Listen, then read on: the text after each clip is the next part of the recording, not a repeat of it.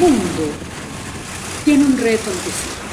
Tenemos un mundo desigual, tenemos un mundo de pobreza, tenemos un mundo de exclusión.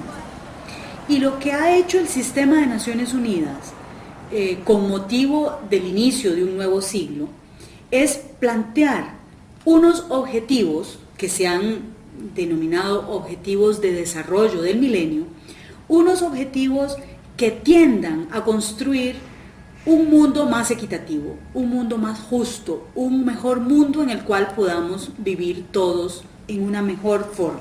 Si el país se compusiera y no hubiera tanta injusticia, tanta pobreza, todos nos preparáramos y viviéramos otra vida mejor. Pero la cosa es que llegar al terreno y descubrir tanta anomalía, tanta pobreza, tanta desigualdad,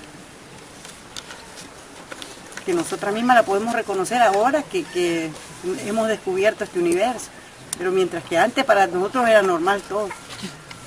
Así quiere Dios, decir, así quiere Dios, y no, Dios no quiere esa, quiere una vida digna para cada uno de nosotros.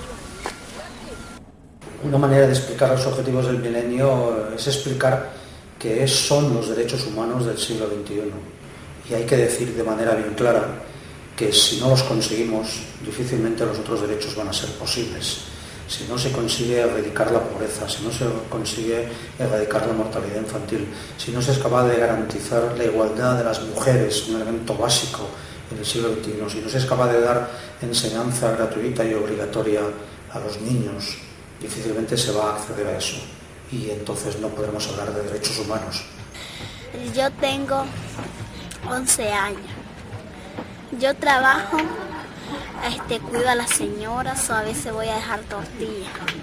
Mi propósito en la vida es llegar a ser alguien muy importante, que ayude a las personas. Pero no tengo las posibilidades a veces, por eso tengo que trabajar y estudiar. A mí me fascina estudiar. Estamos hablando de un círculo perverso en el cual el trabajo infantil llama a la pobreza y la pobreza genera trabajo infantil.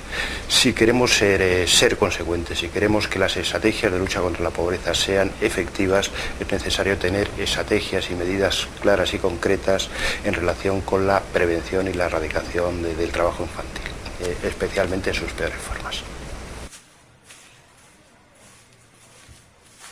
Yo me levanto a las 2, que son las 3 de la mañana, porque le voy a ayudar a un tío mío a ordeñar las vacas. Y tengo que me levanto muy temprano porque tengo que ir al ganado a traerlo. Es muy largo donde lo vamos a traer. Después, ya cuando amanece, ya voy a entregar la leche, hacen cuajada, la vamos a vender. Y también cuando ya terminamos de lavar, lavo los turules. Tengo que ir a darle comida al ganado y también tengo que recoger la brosa que queda allí, por ahí en la casa.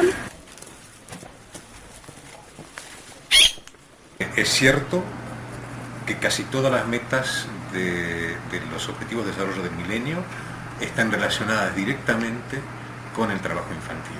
Si hablamos de pobreza, bueno, no vamos a solucionar la pobreza si seguimos necesitando a la infancia para que trabaje y aporte el sustento de las familias más empobrecidas, más excluidas o indigentes en el país. Eso es un problema y un círculo vicioso. Hay otras causas que afectan directamente el nivel de educación, el derecho a educarse que tienen los niños y las niñas en Nicaragua y que lamentablemente no van a la escuela porque tienen que trabajar.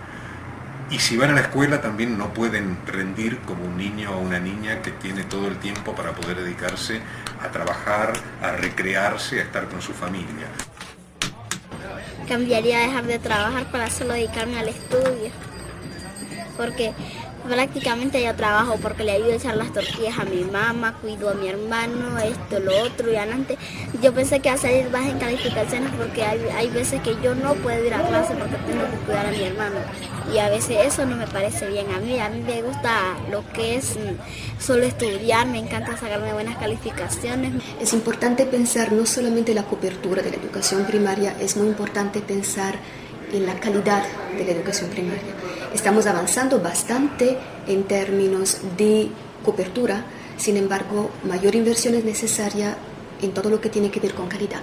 Todos los alumnos que yo tengo tienen muchas capacidades y habilidades, pero tengo también uno que se llama Ramón, que es muy astuto, es muy dinámico, divertido y nunca anda triste. Él siempre anda con una sonrisa en sus labios.